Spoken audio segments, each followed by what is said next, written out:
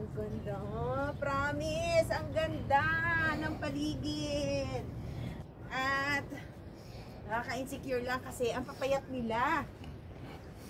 At tayo majubis! Majubis! That your baby girl is in Vietnam.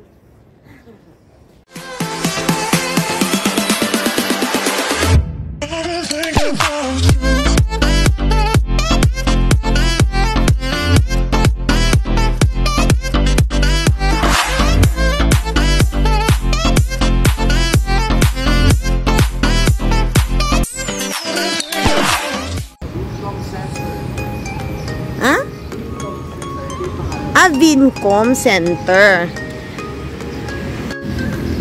So, Vincom Center. Meron ding Vincom Park. Oh. Vincom Park Central. Ayan. Dior.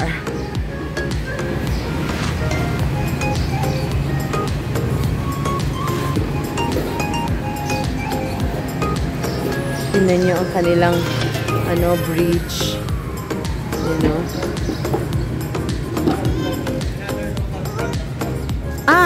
Katinat? How do they pronounce this one? Katinat. Katinat.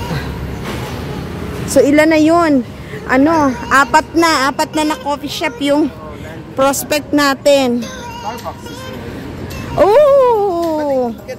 My favorite. May Starbucks din pala dito. Try din natin yung Starbucks dito, ha? Hello! I also have my Scion at home. So, I miss my Scion.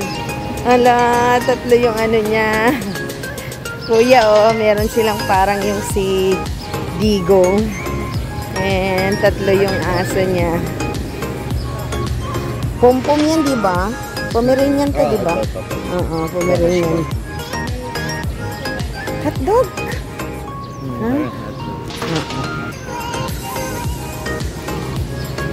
Ano naman yung Ho Gat Hang Long?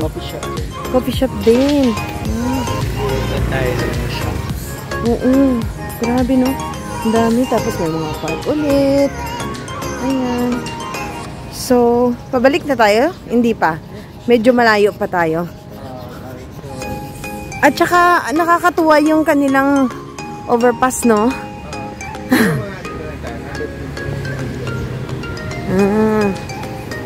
Okay. So, meron din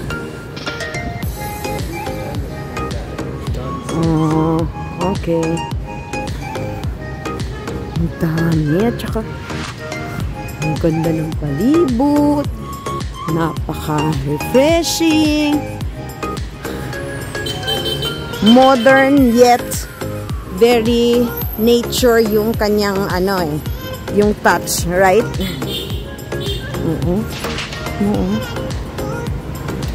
Because they have environmental engineering course here. Before you have environmental engineering. It's really a requirement. Hindi pwede puro mga civil engineers. So, merong environmental engineers na you cannot put aside. Pabalik na kami sa aming tinitirhan. Most likely, dahil Korean naman traditional, sikat dito ang traditional medicine. Korean medicine, Japanese medicine. Ang dami namin nadaanan ng mga buildings na puro condominiums. So, pabalik na tayo sa aming tinutuluyan. Vitamin C. Kasi yun na yung hormone. And we're back home. Yan.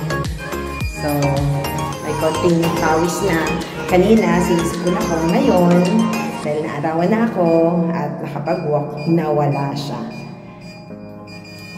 So, yun yung aming morning walk dito sa Vietnam. Thank you for watching, everyone!